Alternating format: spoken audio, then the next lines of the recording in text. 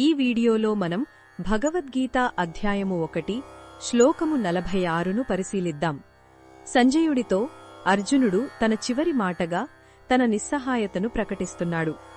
అతని హృదయం ఎంతగా బరువెక్కిందంటే ధృతరాష్ట్రుని కుమారులు అంటే తన సోదరులైన కౌరవులు చేతిలో ఆయుధాలు పట్టుకుని యుద్ధానికి వస్తే తాను ఎలాంటి ఆయుధం లేకుండా వారిని ఎదిరించకుండా నిలబడతానని అంటున్నాడు. ఆ సమయంలో వాళ్లు తనను చంపేసినా అది తనకు మంచిదేనని, ఎంతో శ్రేయస్కరమని భావిస్తున్నాడు. ఒక్కసారి మనం ఆలోచించాలి. ఒక గొప్ప యోధుడు, ఎవరూ ఓడించలేని వీరుడు ఇలా మాట్లాడటం వెనుక ఎంత వేదన దాగి ఉందో.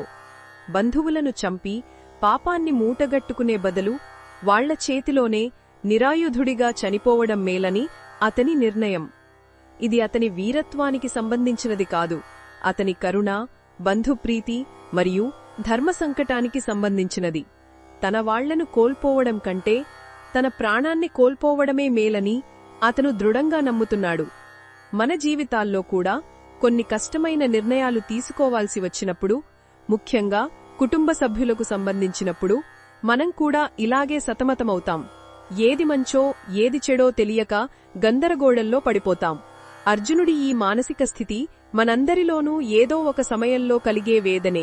ఈ శ్లోకంతో అర్జునుడు తన వాదనను ముగించి తన గాండీవాన్ని జారవిరిచి రథంపై కుప్పకూలిపోయాడు.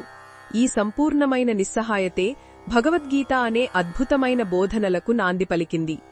ఎప్పుడైతే శిష్యుడు పూర్తిగా చేతులెత్తేస్తాడో అప్పుడే గురువు తన జ్ఞానాన్ని అందించడానికి సరైన సమయం వస్తుంది. జీవితంలో మనకు ఎదురయ్యే అతిపెద్ద సమస్యలే మనల్ని ఆధ్యాత్మికంగా ఉన్నత స్థాయికి తీసుకెళ్లే సోపానాలవుతాయి. అర్జునుడి ఈ విషాదం ఒక గొప్ప జ్ఞానానికి దారితీసినట్టుగా మన కష్టాలు కూడా మనకు కొత్త మార్గాన్ని చూపగలవని మనం నమ్మాలి. సంపూర్ణ శరణాగతిలోనే సంపూర్ణ జ్ఞానానికి మార్గం ఉంటుంది.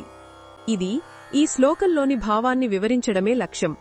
మరిన్ని భగవద్గీత శ్లోకాల అర్థాన్ని తెలుసుకోవాలంటే మా తదుపరి వీడియోలను తప్పకుండా చూడండి.